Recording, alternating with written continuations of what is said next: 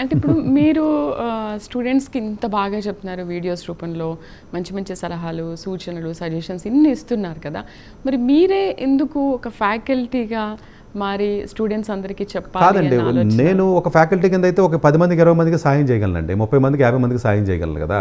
So at least నేను ఎక్కువగా broad స్కోప్లో నేను ఎక్కువ మందికి నేను చెప్పాలంటే నేను ఇలా చెప్పడం ద్వారానే లక్షల మందికి నేను రీచ్ అవ్వడానికి అవకాశం ఉంటుంది, నేను సజెషన్స్ ఇవ్వడానికి. ఒక సబ్జెక్ట్ చెప్తే ఒక టీచర్ కింద రిస్ట్రిక్ట్ అయిపోతాను కదండి. ఒక మ్యాథ్స్ చెప్పాను ఫర్ ఎగ్జాంపుల్, మ్యాథ్స్ వరకు నేను ఒక టీచర్ని అవుతాను. బట్ అలా కదా, నాకు బ్రాడ్ నాలెడ్జ్ ఉంటుందండి అన్ని ఏరియాస్ మీద. నేను ఫిజిక్స్ ఒకటే లేకపోతే మ్యాథ్స్ ఎక్స్పర్ట్ని కాదు కదా, ఇంజనీరింగ్ లేకపోతే మెడికల్ అని లేకపోతే అబ్రాడ్ అని లేకపోతే ఇండియాను యూఎస్ అని కాదు కదండి.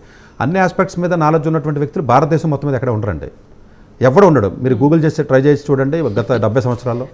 అంటే అది నేను అది పొగడతోనో కాన్ఫిడెన్స్తో చెప్తున్న మాట కాదండి, అది నేను చాలా బాధ్యతతో. ఎందుకంటే నాకు అది అలవాటు కాబట్టి ఇప్పటికే రోజు 4-5 గంటలు చదువుతానండి. ఈ రోజు కూడా ఈవెన్ టిల్ టుడే కూడా నేను డెఫినెట్గా నేను పొద్దున్నే చదివాను, ఈ రోజు ఇంటికి వెళ్ళిన తర్వాత చదువుకుంటాను పోయి.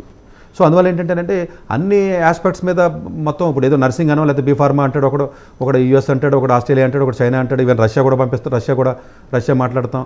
ఒకటి వచ్చేదో ఇంకొకటి ఏదో హ్యుమానిటీస్ అంటాడు, సివిల్ సర్వీస్ అని ఒకటి అంటాడు, ఒకటి గేట్ అంటాడు, ఒకటి క్యాట్ ఎగ్జామ్ అని, ఒకటి జేఈ అని, లేకపోతే ఒక నీట్ ఎగ్జామ్ అనో, లేకపోతే డిఎస్సీ ఎగ్జామ్, లేకపోతే బీఎస్సీ బీఈడీ అంటాడు ఒకళ్ళు, లేకపోతే హోటల్ మేనేజ్మెంట్ అనో, లేకపోతే ఏదో కల్నరీ ఆర్ట్స్ అనో, లేకపోతే ఇంకొకటి వచ్చి మల్టీమీడియాకి వెళ్ళాలి ఎలా వెళ్ళాలని అడుగుతాడు, ఒకటి వచ్చేమో ఇంకో కోర్స్ ఏదో సార్ ఇలా నేను ఎంబీఏకి వెళ్ళాలి ఐఐఎంకి వెళ్ళాలని ఒకటి అడుగుతాడు, లేకపోతే ఎక్కడో నాకు ఫిన్లాండ్లో కాలేజీ ఉంది ఆ కాలేజీకి వెళ్ళాలి అలాగా, లేకపోతే ఎక్కడో ఏదో మూల ఉన్నటువంటి ఏదో ఇటలీలో ఏదో కాలేజీ ఉంది ఆ కాలేజీకి వెళ్ళాలంటే ఎట్లా వెళ్ళాలి, ఆ కోర్స్ ఎలా ఉంటుంది.